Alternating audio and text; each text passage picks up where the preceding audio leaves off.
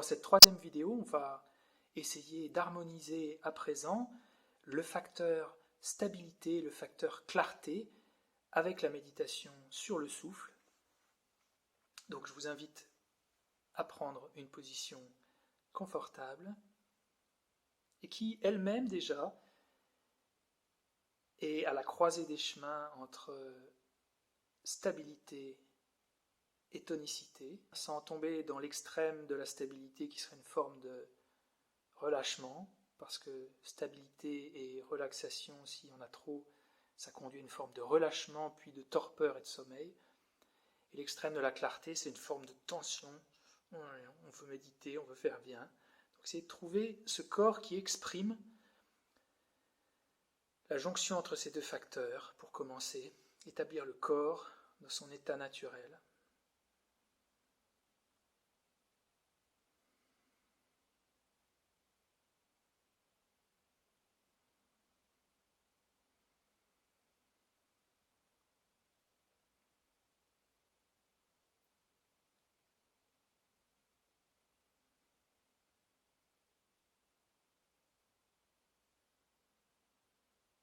Et commençons sans plus tarder avec le souffle et essayons d'établir la respiration dans son rythme et sa sonorité naturelle. Peut-être qu'avec l'expérience dans ces dernières semaines, vous avez vu qu'il était plus simple d'établir le souffle dans son rythme et sa sonorité naturelle, qu'on a moins peur d'avoir un souffle sonore, que c'est plus facile. Donc c'est ce qu'on va faire à présent. Simplement observer le souffle, autoriser le souffle à retrouver son rythme naturel.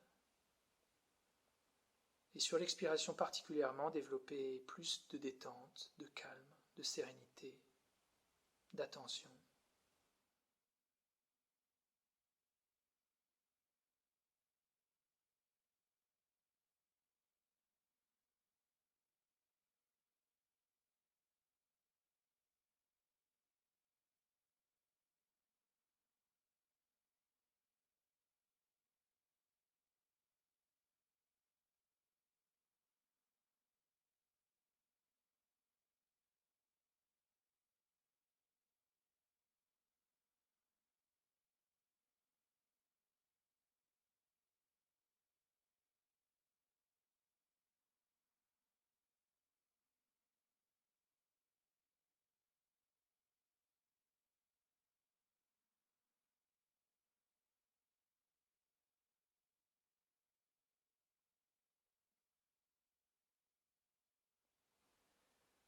On inspire, on expire, on compte 1 et on va jusqu'à 7. Et on peut reprendre à présent.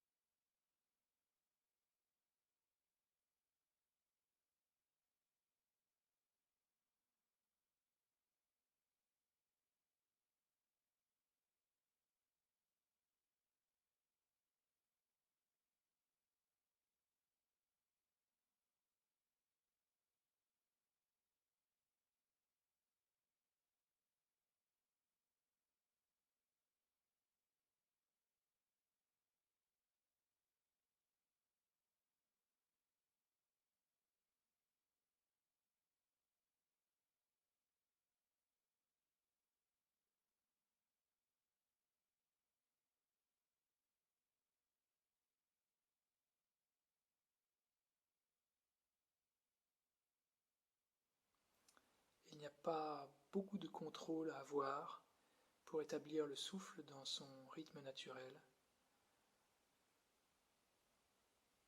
Simplement retrouver une respiration calme.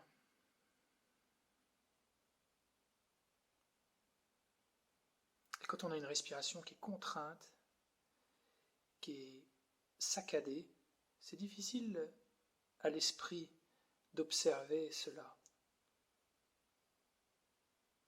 C'est la différence entre observer une décharge et observer le va-et-vient des vagues sur la plage. Quand l'objet est calme, serein, qu'il est plaisant, alors l'esprit a beaucoup plus de facilité à se focaliser dessus. Et la manière que le souffle a de devenir plaisant, c'est d'être simplement comme il est, comme quand on dort.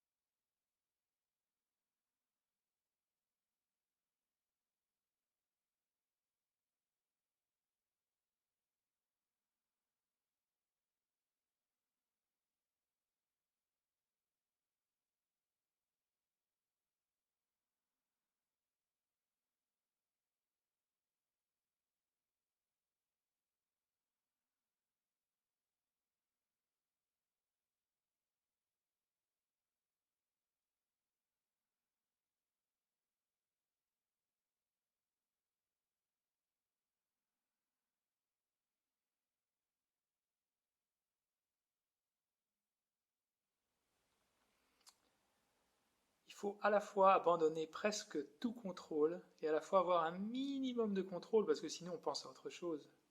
Hein, c'est trouver cette, euh, cette mesure entre suffisamment de contrôle pour ne pas perdre l'objet et trop de contrôle pour commencer à essayer de dire hein, il faut que ça fasse 5 secondes. 3, 4, 5, tac, allez, je souffle, j'expire. Non, on n'est pas des machines. Il faut vraiment trouver quelque chose d'organique dans cette pratique.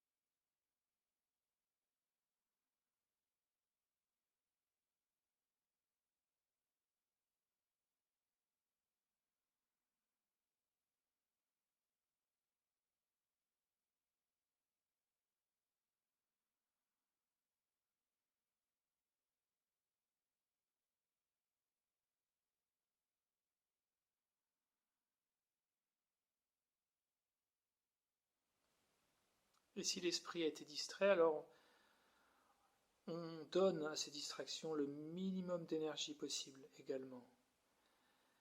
Ne pas du tout donner d'énergie, c'est de se laisser dériver. Donner trop d'énergie, c'est de juger les distractions qui sont les nôtres et qui sont naturelles. C'est pour ça qu'on médite d'ailleurs, c'est pour ça qu'on s'entraîne.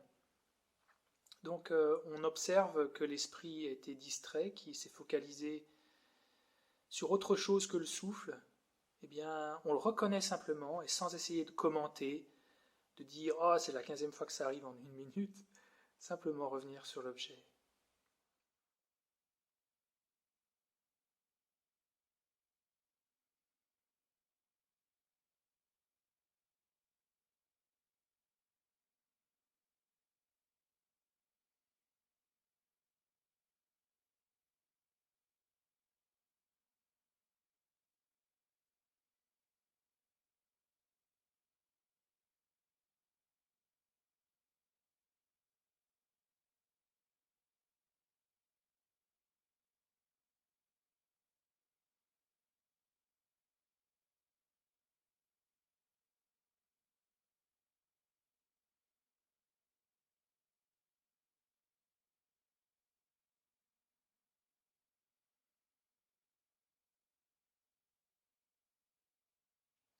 On peut faire une petite pause, rétablir notre position, se rappeler ce qu'on doit faire avec le souffle, simplement l'observer, l'accompagner, établir cette relation symbiotique et on peut reprendre.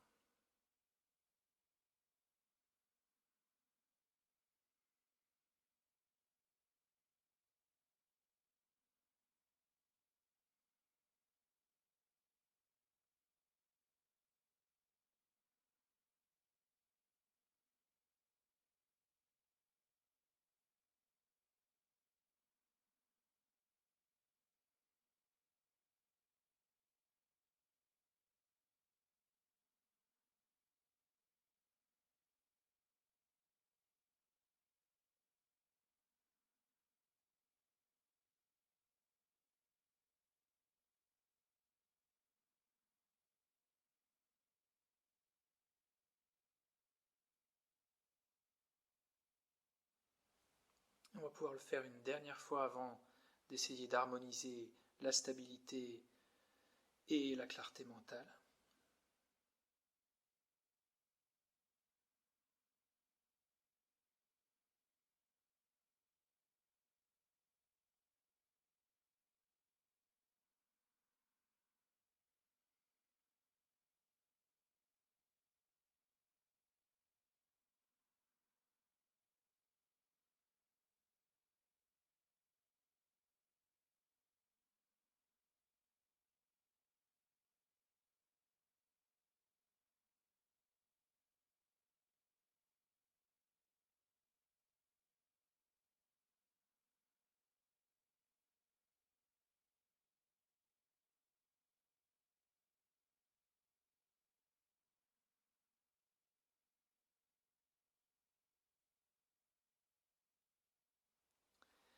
Et on va faire un petit test maintenant. Dans le Lamrim, le célèbre texte de Lama Tsongkhapa dans le bouddhisme tibétain, il y a cette indication qui est que notre attention doit autant que possible avoir un caractère de certitude.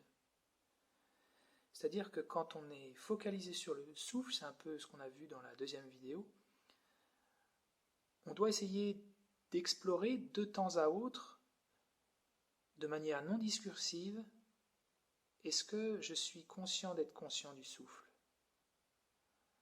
Donc là, c'est un peu difficile, conscient d'être conscient, ça veut dire quoi?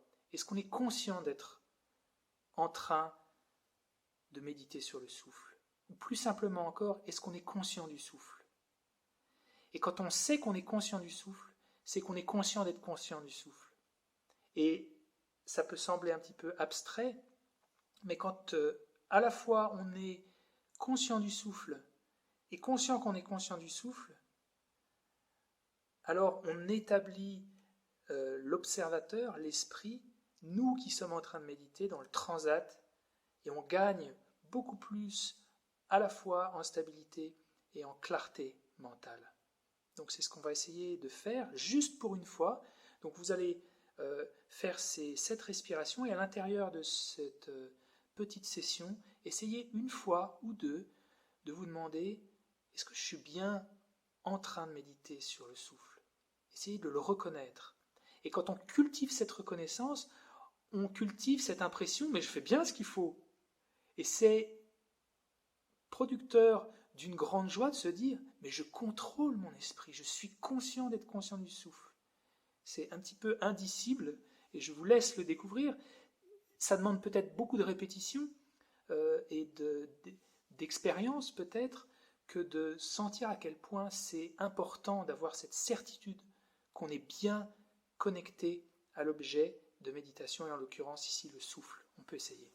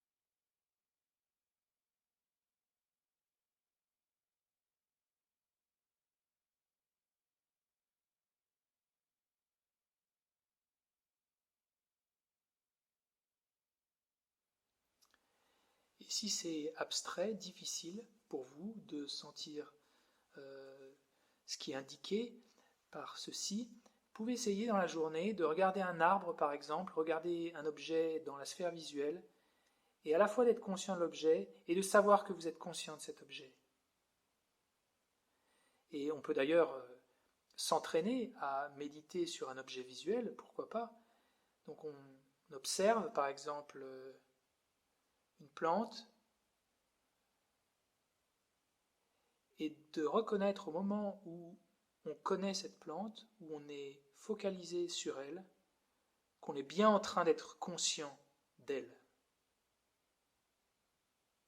C'est difficile de dire plus facilement que ça, pourtant c'est encore assez difficile, hein, mais c'est une qualité de l'esprit qui est importante.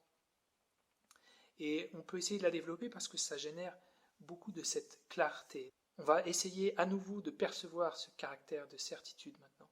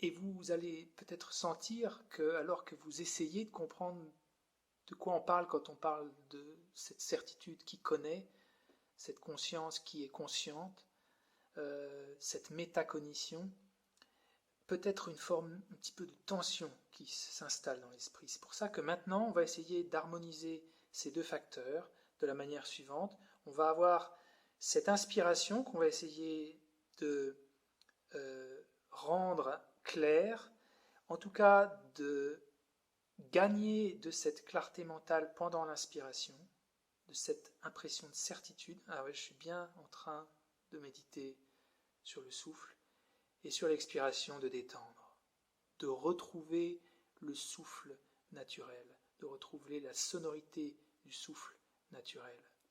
J'inspire, j'appuie un petit peu sur l'accélérateur, la haute définition, j'expire, je détends le souffle.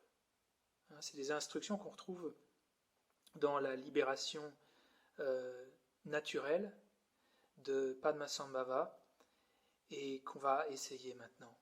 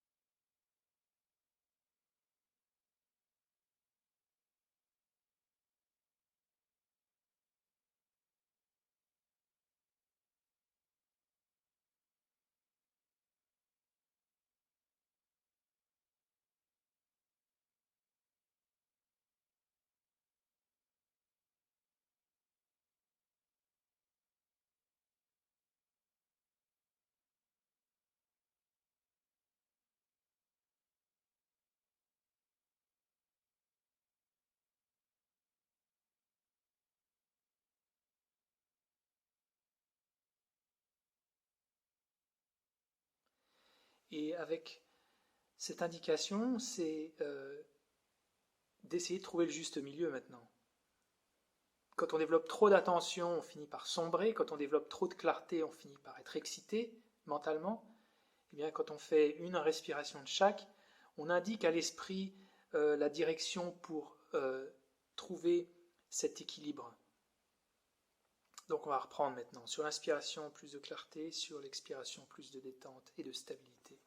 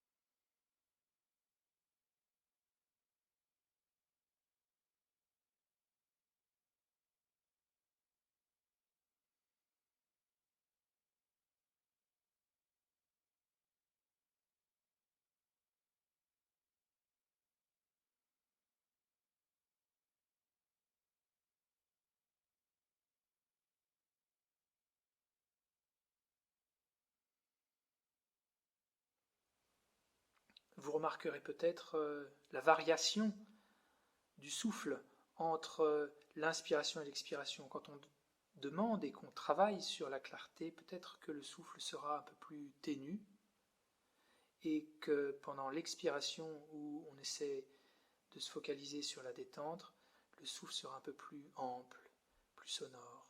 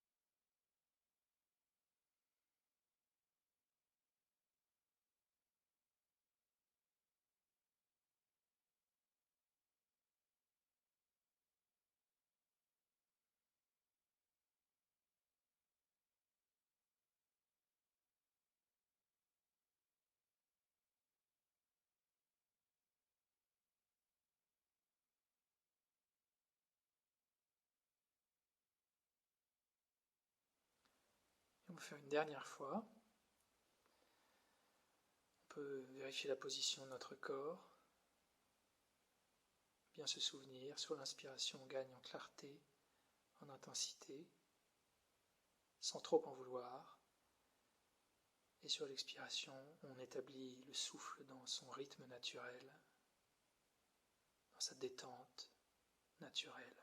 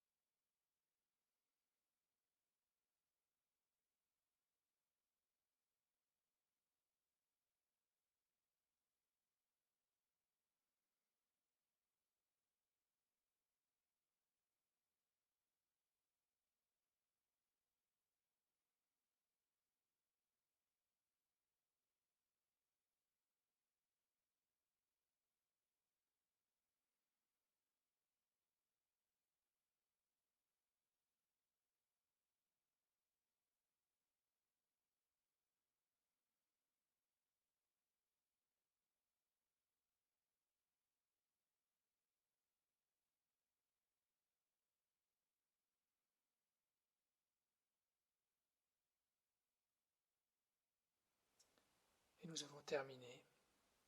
Vous pouvez bien entendu continuer à méditer en conservant autant que possible des sessions courtes. La base de 24 minutes, c'est bien, c'est une bonne durée, mais vous pouvez faire moins et plus souvent dans la journée. C'est bien de faire 5 minutes de temps en temps. Quand vous êtes arrêté en voiture à un feu, vous pouvez faire un cycle de 7 respirations.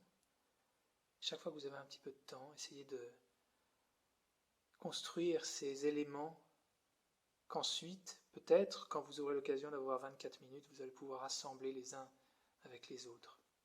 Si vous avez des questions, des commentaires, n'hésitez pas. Et on peut terminer avec cette petite pensée altruiste que tous ces efforts qu'on fait, on ne le fait pas seulement pour nous, mais on le fait pour les autres. À bientôt.